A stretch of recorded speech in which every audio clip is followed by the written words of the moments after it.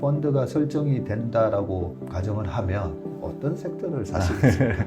MSCI 기준으로 지금 내년도에 대한 각 국가별 이익 그로스가 가장 강한 나라가 한국이거든요. 그 시리에 1등주나 이런 거 되게 잘 찾으시는데 네. 혹시 조금 머릿속에 생각하시고 있는 sek터 있습니까? 약간 이거는 지금 말씀드리면 사실 안 와닿으실 텐데 네. 작년부터 올해까지 보면 근데 그 주식들이 몇 분기 동안 실적이 좋아지고 계속 보여주니까 신고가 내버리거든요. 저는 이제 공매도라 안 해봐서 모르지만 이 공매도에 의한 쇼커버링 이후에 숏스퀴즈가 나오는 모습이 네. 신용 반대 매매가 나오는 거랑 사실 똑같은 거잖아요. 네, 네. 어쩔 수 없이 네, 네. 강제 청산하는 네. 거니까. 네. 그러면 신용도 과도한 레버리지 포지션이 털리는 거잖아요. 아니 이 정도면 이제 다 떨어진 거 아니냐라고 생각하는데 두세 번 더 확 매도가 나왔을 때가 그게 그치. 사실 네. 신용 반대 매매인 네, 네. 것처럼 네. 그럴 때는 저희는 굉장히 적극적으로 사잖아요. 네. 왜냐하면 다시 되돌려 놓으니까. 네. 그러고 보니까 지난 7월 달에 숏스퀴즈가 한 번 있었잖아요. 네. 네. 그때도 숏스퀴즈로 장중에 이렇게 올랐다가 나중에 네. 그때가 사실 어떻게 보면 꼭지였었던 거죠. 네. 네. 그러면 이번에 공매도 상위 잔고가 많은 종목들을 가지고 계신 분들은 이번에 그 숏스퀴즈를 잘 이용해야 되겠네요. 네, 맞습니다. 그런 것 같습니다. 네. 그런 입장에서 이한현 본부장님은 이제 지금 펀드를 준비하고 계시는데 네. 펀드가 설정이 된다라고 가정을 하면 어떤 섹터를 사시겠습니까? 그냥 섹터로 얘기해 주세요. 섹터로 하면 내년에 한국장은 그냥 반도체가 대장일 것 같고요. 그 다음에 반도체가 되어야만 하는 장으로 판단을 하는데 네. 요즘에 제가 이제 시황 설명회나 저희 고객 미팅을 하면 드리는 말씀이 딱 요 마디였거든요. 이 내년은 반도체가 되어야만 하는 장이다. 예, 왜냐하면 탑다운에서 놓고 보면 네. 수출 데이터가 바닥에서 올라오고 있는데 한국의 전체 수출 데이터도 반등하고 나오지만 반도체도 같이 나오고 있거든요. 그러니까 네. 일단 희망은 생기고 있고 그다음에 재고 소진은 끝났다라고 회사가 말해주고 있고 그다음에 HBM 등등으로 인해서 고퀄리티 하이 퍼포먼스의 그런 고사양 제품의 수요가 확실히 는다. 근데 이게 파생되는 게 어디까지인지 몰라서 승수효가 좀 크다 이런 네. 얘기를 해주고 있어서 전체적인 구조는 탑다운에서 잡힌 거죠. 근데 네. 저희가 그냥 심플하게 반도체 수출이 개선되면 우리나라 무역 수지 개선, 원화 강세 되면 외국인 수급 개선. 그렇네요. 이게 이제 윗단에서 잡히는 거고요. 네. 그다음에 반도체 수출 개선되면 당연히 해당 기업들은 실적 개선. 그러면 내년에 대한 실적을 끌고 갈 수 있는데 MSCI 기준으로 지금 내년도에 대한 각 국가별 이익 크로스가 가장 강한 나라가 한국이거든요. 그래요? 네, 지금 추정치 잡혀 있는 게 내년에 55% 증가가 잡혀 있거든요. 한국이. 그럼 이거를 저희가 이 숫자만 듣고 이야. 55%이 반응이거든요. 예. 근데 이거는 지금 이제 시간이 가면서 저희가 확인해야 되는 과정인 거죠. 근데 내년에 우리나라 대표 반도체 기업들의 적자폭만 확실하게 흑자로 바뀌어도 충분히 그 55% 그로스의 반 이상을 차지해 줄 수 있거든요. 네. 그러니까 저희는 바텀업에서는 당연히 이게 필요하다. 그래서 당연히 좋아질 거라고 생각은 하고 탑다운에서 좋아질 것 같고 반드시 좋아져야만 되는 섹터가 이건 것 같고요. 근데 제가 이렇게 생각한 이유는 결국은 저도 이제 왜 반도체를 픽했냐에 대한 선택이 꼭 수출 데이터만 보고 말씀드리는 건 사실 아니고요. 네. 다행히 제가 봤던 거에서 수출 데이터랑 관련된 지금 PQ 관련된 숫자가 올라오고 있으니까 고마운 건데 처음 피킹했을 때는 뭐냐면 사실 그냥 큰 시장판을 봐야죠. 저희 지금 시장판. 이 시장판이 뭐냐라고 봤을 때 신냉전이라는 단어를 저희가 벌써 몇 년째 쓰고 있고 신냉전을 저희가 놓고 보면 싸우는 거니까 기존의 주도권을 지키려고 하는 나라가 있고 이건 사실 미국이죠. 네. 미국도 뭘 하냐면 테크로 중국을 견제하고 있는 거죠. 근데 이걸 도전하는 나라들이죠. 대표적인 게 중국이고 중국은 단순 제조업에서 탈피해서 하이테크로 가려고 하는 그러면서 계속 견제를 했더니 규제가 들어와 버린 거죠. 네. 그 다음에 최근에 많이 부상하는 거 사우디 여기는 단순 에너지원을 가지고 수출을 하다가 이제 여기서도 테크로 가고 싶은 거죠. 그래서 기승전 지키려고 하는 자와 도전하는 자 모두 다 기승전 기술이다 테크기이다. 근데 여기에 이 납수 효과를 네. 얻어먹으려고 하는 이거에 적응해서 살아야 되는 국가 그러니까 대표적인 게 한국이라는 거죠. 그러면 우리도 이 테크에 대한 투자가 필요한 거고 그러면 기승전 다 테크 투자로 기결된다. 테크 투자는 결국 캐펙스 증설이 들어가고 네. 증설은 당연히 미래의 실적을 보장한다. 그러면 이게 지금이냐, 내년이냐, 내후년이냐에 따라서 그림이 달라진다는 거죠. 그래서 이거를 가지고 저희가 보다 보면 테크로 AI, 뭐 반도체, 뭐 이런 걸로 파생되는 진짜 소위 말하는 IT 쪽의 테크. 그 다음에 에너지의 변화. 그러니까 에너지 쪽에서는 이제 2차 전지, 그 다음에 신재생, 그러니까 풍력, 태양광, 원전까지도 요즘에 나오긴 하는데 결국은 테크지만 두 갈래로 나뉘는 거죠. 진짜 IT의 기술과 에너지 쪽의 기술. 여기서 파생된 이 카테고리도 제가 좀 전에 언급드렸던 것들이 올해 다 한번 테마 상세로 돌았습니다. 그러니까 거리가 되게 많은 상태인 거죠. 근데 이거의 최상단은 그냥 테크 기술 투자다. 그러네요. 네, 그럼 이거의 가장 큰 근원, 그냥 반도체라는 거죠. 그런데 하필 이 반도체가 가격도 바닥 찍고 있고 재고도 슬림해져 있다. 그러면 사실 여기서 빅사이클 나올 수 있다. 그러면 지금부터 저희가 고민이 항상 많이 얘기하는 거, 삼성전자 하이닉스의 PBR 밸류가 여기인데 네. 과연 이걸 지금 뚫고 갈 수 있을까? 그러니까요. 사실 오늘 되게 의미 있었던 게 공매도로 숏스퀴즈가 이렇게 많이 나서 급락 종목들이 급등하는 오늘 계속 주가가 버텼고 안 빠졌던 하이닉스가 뚫어버렸거든요. 지금. 네. 되게 의미 있는 날인 거죠. 그래서 펀드멘탈 좋은 것도 수급을 이겨내고 올라가는 이 상황이 지금 벌어지고 있어서 사실 내년에 대한 그림은 저는 개인적으로는 되게 좀 확신이 좀 섰던 오늘이었고 네. 그리고 이게 끌어줄 것도 같고 네. 되어야만 한국장도 있고 근데 지금 오늘 이런 정책적인 이슈로 인해서 분위기 쇄신이 좀 돼버린 구조가 나왔고 안 그래도 11월 달에 지금 FOMC가 끝나면서 사실상 금리 인상은 종료된 걸로 저희 시장이 판단하고 있는 와중에 금리에 대한 부담감이 확 떨어진 상태에서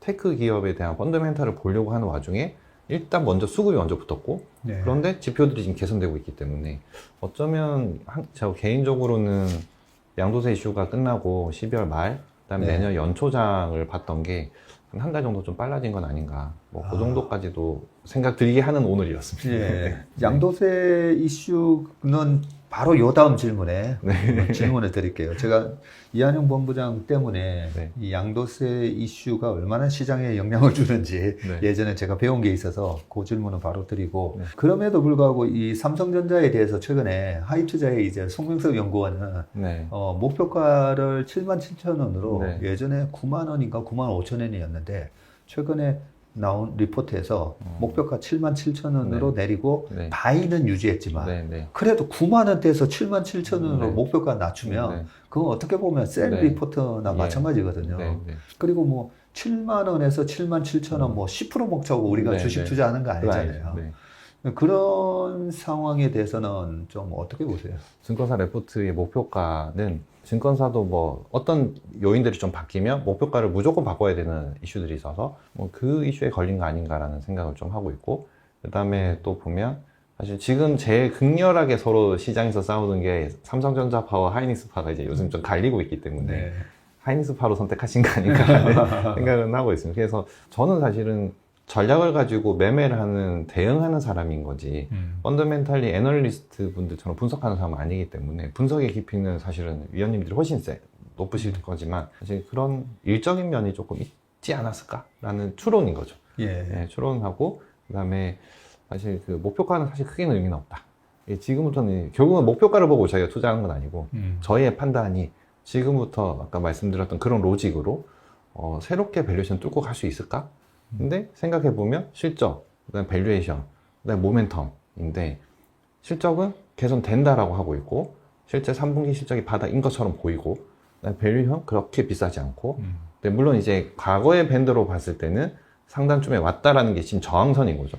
근데 오늘은 저항선을 뚫어버리는 날이고 네. 왜 뚫었을까 보면 이제 펀더멘털을 인정해주기 시작한다라는 거. 여기 내러티브로 모멘텀이 붙어야 되는데 그건 뭘까라고 보면 사실은 AI로부터 파생되는 각종 이슈들 그거의 근원이 이제 HBM 뭐 이런 것들이 큰 줄기로 자리하고 있으면 모멘텀을 계속 제공해 주는 거죠. 그러면 주가가 사실 P 곱하기 Q에 모멘텀까지 붙었으니 안 될 일은 없지 않을까. 이렇게 생각을 한다면 굳이 레포트를 보고 그건 아니지 않을까. 그러니까요. 그래서 네. 우리가 투자를 할 때 기관 투자가든 네. 개인 투자가분들이든 그 증권사 애널리스트 분들이 쓰시는 리포트를 이 기업이 지금 이런 상태이구나. 네. 예. 그 애널리스트랑 저는 펀드 매니저의 차이를 한번 얘기를 한 적도 있거든요. 네. 네. 펀드 매니저는 미래의 그림을 그려야 되고 네. 네. 애널리스트는 나와 있는 숫자를 가지고 얘기를 해야 되지. 네. 애널리스트가 막 이렇게 그림을 그리는 네. 숫자를 제시를 할 수는 없잖아요. 네. 그래서 어쩔 수 없이 이제 좀 보수적으로 얘기하는 경향도 있고, 약간 지나간 숫자를 가지고 리포트를 내다 보니까 약간 뒷북일 수도 있고. 그래서 참고를 해야 되지. 애널리스트의 리포트의 목표가를 보고 주식 투자가 수익을 낼 수 있으면 얼마나 쉽겠어요, 그죠?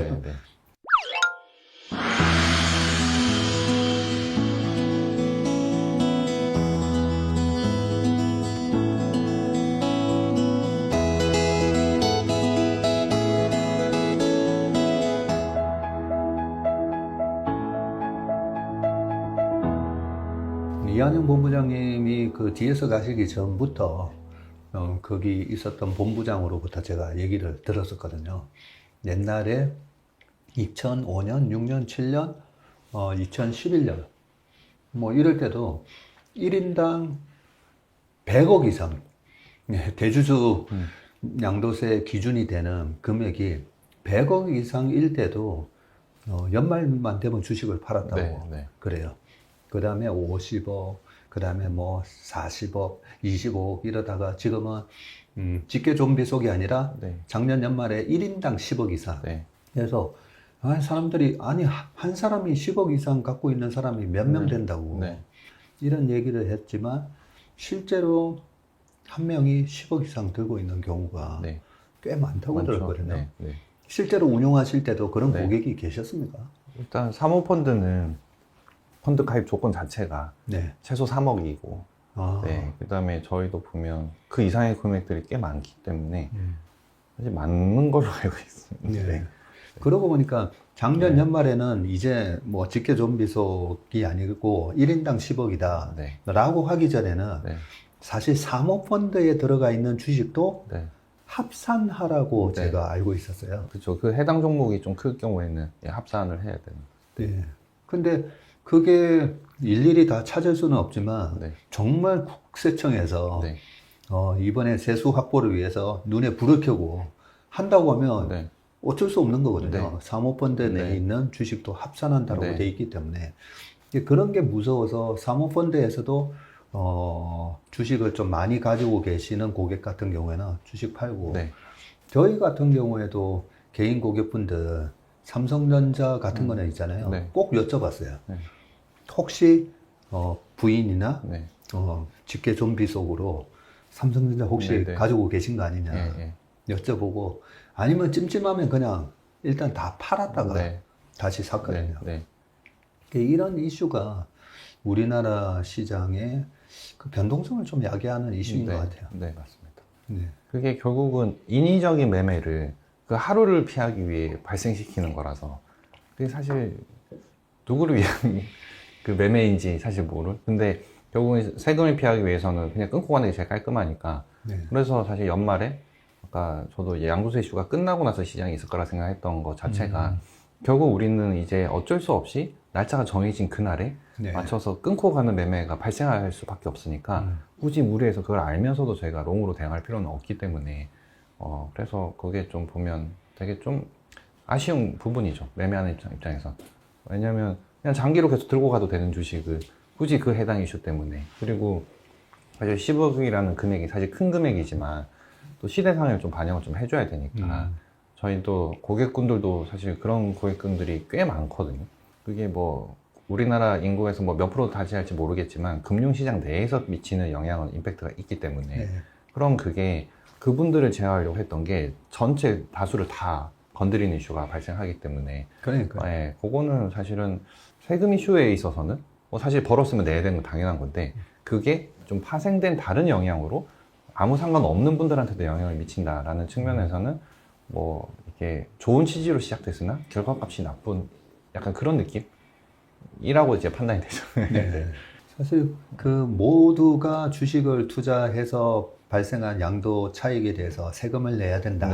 그러면 뭐 사실 아무 문제가 없는데 올해 10억을 벌었는데 연말 되기 전에 팔면 세금 안 내도 되고 연말에 대주주 명부에 주주 명부에 올라가서 1억 10억 이상이네 해서 세금을 내야 되는 이슈를 발생시키면 내년에 세금 내야 되고 그러다 보니까 어쩔 수 없이 네. 절세하기 위해서 파는 네. 거잖아요. 네. 그런 부분들이 우리나라 주식시장의 변동성을 야기시킨다는 점이 네. 그런 게 좀 아쉬워서 저는 내년 6월 말 공매도 금지로 돼 있는데 그 재개하기 전에 네. 저는 이게 연말에 대주주 과세 요건 때문에 어쩔 수 없이 주식을 팔아야 되는 걸 아니까 롱숏 네. 하는 사람 입장에서는 네. 그 해 개인들이 투자해서 많이 수익 난 주식을 네. 무조건 공매도 때리면 되는 거거든요. 네. 그래서 그런 빌미를 좀 안 줬으면 네. 좋겠어요. 그래서 약간 우리가 금융 선진화도 뭐 추구를 하고 있고 나라가 그래야 이제 MSCI에 들어가기 위해서 하는 건데 사실 지금 이제 대표님 말씀하셨던 이런 것들을 사실은 대표님도 그렇고 많은 저희 선배님들이 계속 그렇게 요청 많이 몇 년 동안 하신 걸로 또 알고 있는데 조금 제도 개선이 좀 빠르게 좀 세련되게 좀 필요하죠 사실은. 예, 실전에서 매매하는 입장에서 보면 굳이 불필요한 이슈들이 뭔가 좀 지수를 발목 잡는 느낌이니까 이게 좋은 취지로 영향을 주는 게 아니라 나쁘게 영향을 주니까 그런 거는 좀 제도 개선이 좀 필요한 것 같다. 예, 그래서 이참에 말씀하신 대로 좀 같이 한 번에 좀 깔끔하게 되면 좋을 것 같다라는 생각이 듭니다. 네, 알겠습니다. 그 아까 반도체 섹터 좋다라고 말씀해 주셨는데 네. 그거는 아마 우리 시청자분들이 보시면 네. 아니 반도체 좋다라고 다들 얘기해서 나도 반도체 네. 좋은지는 알아 네, 이러실 네, 것 네, 같거든요. 네. 반도체 말고도 그 시대 1등주나 이런 거 되게 잘 찾으시는데 네.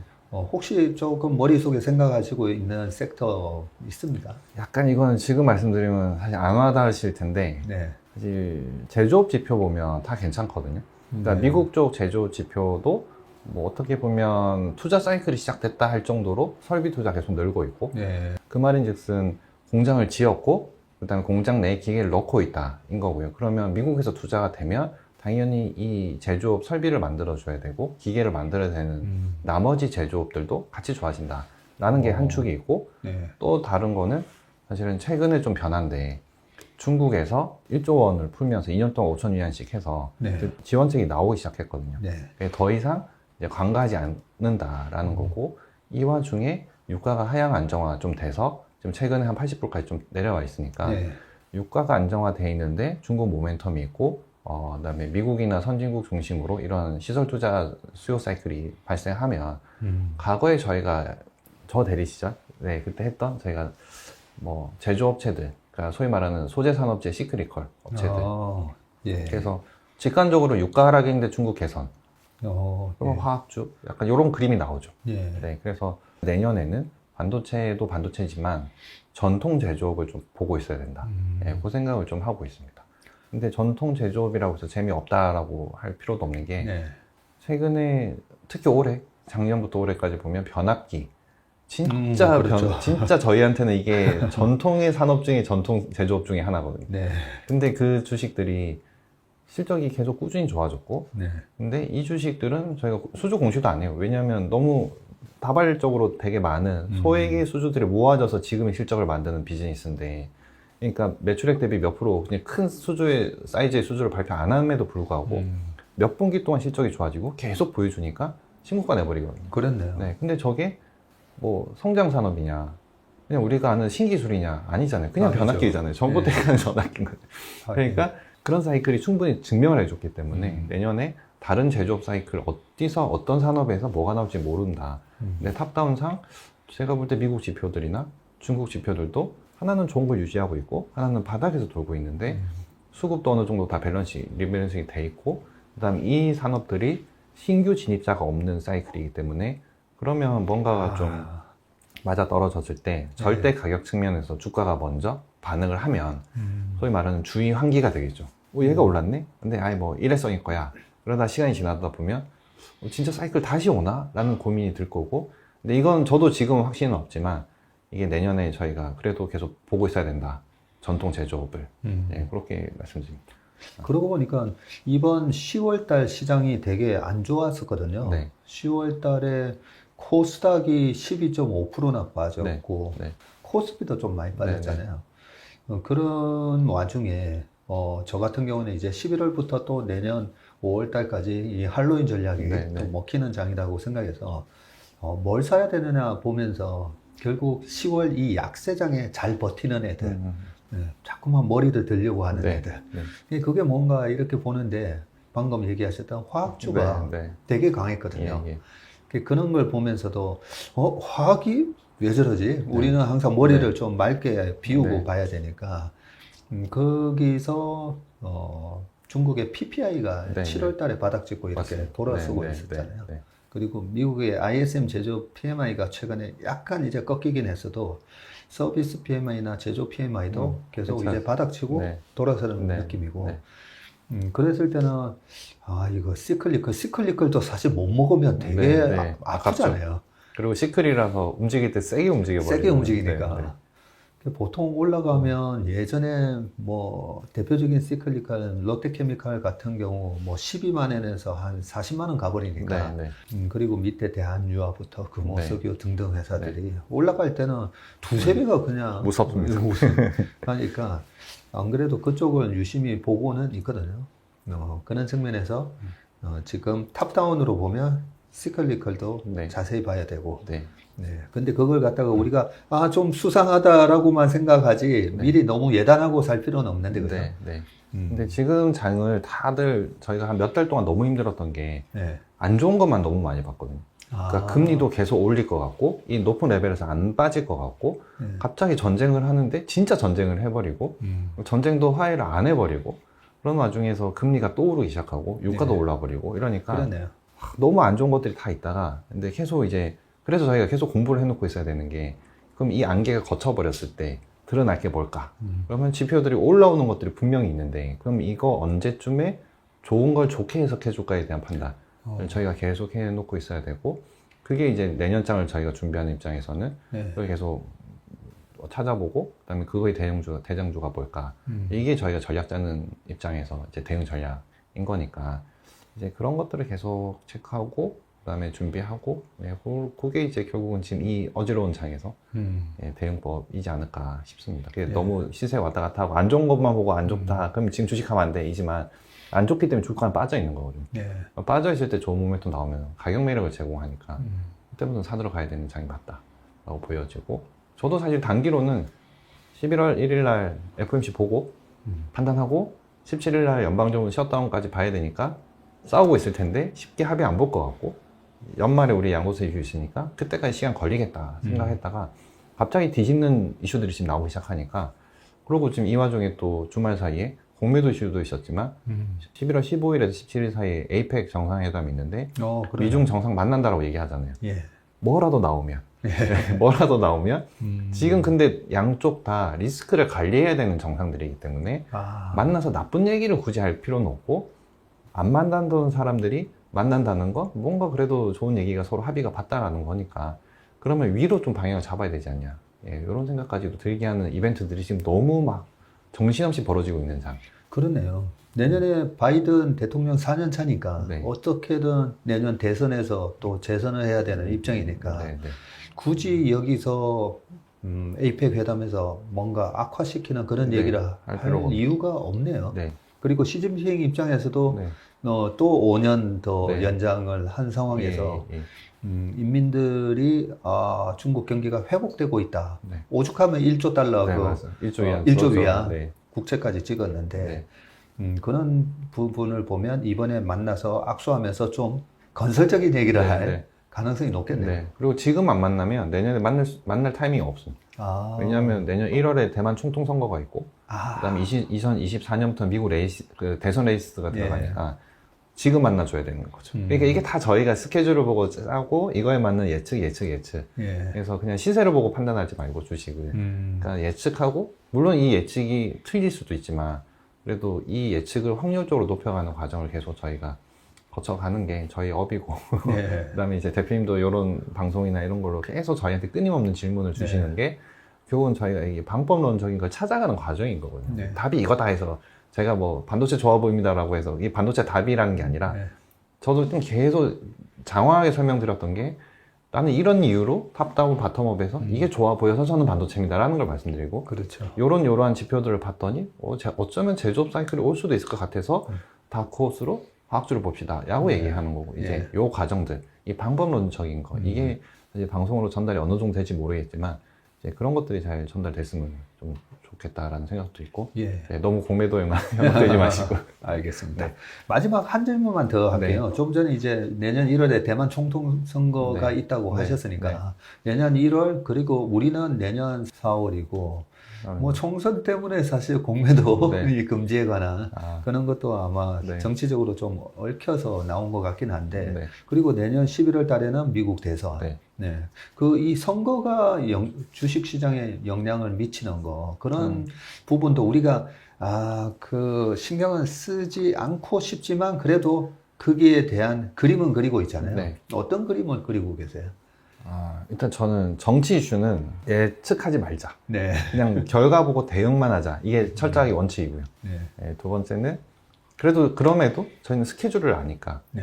그러면 이제 요 스케줄에서 어떤 액션이 나올까는 결국은 시장에 도움이 될까 안 될까에 대한 이벤트인데 사실 지금 상황에서는 시장한테 좋을 거가 남았지 나쁘게 할 액션은 없을 것 같다라는 거라서 그러면 저희가 이거는 이벤트적으로 사실 수급성 도움을 줄 이슈들이 몇 개가 남아있기 때문에 네. 뭐 사실 공매도도 사실 그런 이슈였죠. 이게 뭐 펀더멘탈보다는 수급적으로 도와주는 이슈인 거고 그다음에 정책적으로 그래도 어쨌든 시장 활성화를 위해서 뭔가 액션을 한다는 거니까 사실 정책이 나쁘게 하려고 정책은 안 나오잖아요. 그러겠네요. 네, 그러면 방향성은 한 방향인 거니까 한 방향에 대해서 원래 짜진 전략에 더하기 알파가 붙었다. 근데 정치 이슈이기 때문에 변동성은 발생한다. 근데 저점은 높여가지 않을까. 예, 그 정도로만 저는 생각하려고. 네. 네. 네, 어차피 예측을 제가 못하기 때문에. 네. 알겠습니다. 네. 오늘 이렇게 어려운 시장에 네. 직접 나와 주셔가지고 좋은 말씀 해주셔서 너무나 감사드립니다. 아닙니다. 네, 제가 도움 됐었으면 좋겠는데. 네, 다음에도 시장 어려울 때 또 한번 초대하도록 하겠습니다. 네, 알겠습니다. 네. 한번 불러주십시오. 네, 고맙습니다. 네, 고생하셨습니다. 네. 네, 오늘 이한영 본부장님과 오랜만에 주식시장의 어려운 가운데 얘기를 나눠봤는데요. 주식을 좀 의미 있게 내 포트에 담을 수 있는 그 용기는 그 종목에 대한 무단한 공부를 했기 때문이다. 저는 그 얘기가 가슴에 와 닿았습니다. 시장이 어려울수록 공매도 이슈 등등으로 시장의 변동성이 커질수록 내가 투자하는 종목에 대한 공부를 철저히 하는 것이 장기적으로 주식 투자에서 성공하는 방법이 아닌가 생각을 하면서 오늘 박사님과 차 한잔 합시다는 여기서 마치도록 하겠습니다. 고맙습니다.